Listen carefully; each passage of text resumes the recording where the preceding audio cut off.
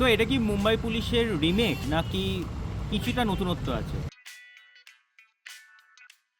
Hello guys, welcome to river star. তোমাদের সাথে আমি রৌনক। আমি রিও।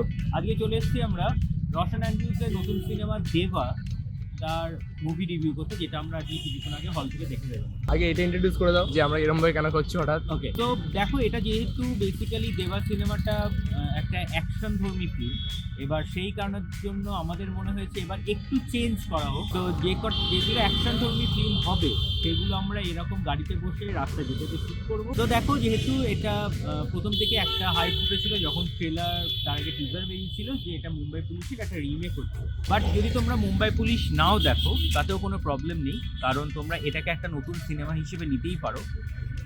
মানে এমনটা নয় যে তোমরা মুম্বাই পুলিশ দেখলে তোমাদের সুবিধা হতো। এবার আসছি শাহিদ কাপুরের দিক থেকে। শাহিদ কাপুরের অভিনয় নো ডাউট আমাদের ভালো লেগেছে, এবং শাহিদ কাপুরের যেহেতু ডান্স একটা বড় ফ্যাক্টর, এবং সেই কারণের জন্য ভালো লেগেছে শাহিদ কাপুরকে ভীষণ ভালো। এবং এখানে একটা জিনিস বলবো শুধু, যে দেব নাকি দেবা, সেটার জন্য তোমাদের একটু হলে গিয়ে দেখতে মন হবে। দিয়ে হলে গিয়ে সিনেমাটা দেখতে হবে। কারণ যেটুকু আমরা এই গল্পটা বলতে পারি সেটা হলো হচ্ছে যে এই দেবা অর্থাৎ পুলিশ ক্যাডারে যিনি চাকরি করেন তার একজন খুব কাছের ভাই, সে মার্ডার হয়েছে, এবং দেন তার কিভাবে investigate করার জন্য কি জন্য সেটা একটু আপনাদের দেখতে হবে। সেগুলোর জন্য অনেক কিছু চলছে, কি হলো ফাইনালি সেটার জন্য তোমাদের হলে গিয়ে অবশ্যই দেখতে হবে। এবার এটার পজিটিভ দিক হচ্ছে এটাই বলার যে অবভিয়াসলি এটা যেহেতু একটা অ্যাকশন ধর্মী ফিল্ম, তো মজা এসছে অ্যাকশনে। মজা এসছে, নাচ ভীষণ ভালো, বিজিএম খুব ভালো মজা। কাজ করেছে এখানে, এবং এডিটিংও বেশ ভালো বেশ লেগেছে। মজাদার, সিনেমাটিক্যালিও খুব একটা ভালো একটা ট্রিটমেন্ট দেওয়া হয়েছে। অ্যাকশন কোরিওগ্রাফিটা খুব ভালো একটা ছিল।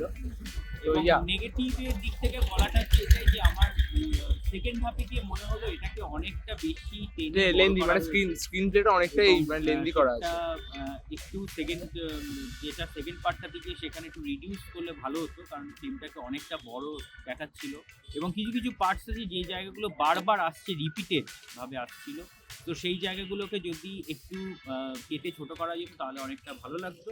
এবং তাছাড়া বলা যেটা যে এটা যেটা লেখাটা ভালো। থেকে ভালো, তবে সেখানে আরো কিছুটা এক্সট্রা ঢোকানো যেত, যেটা একটা একটু রসালো করা যেত ব্যাপারটাকে। একদম, এবং সেখানে একটু সেটাকে ডিসঅ্যাডভান্টেজ আমাদের মনে হয়েছে এই জায়গাটা, পয়েন্টটা।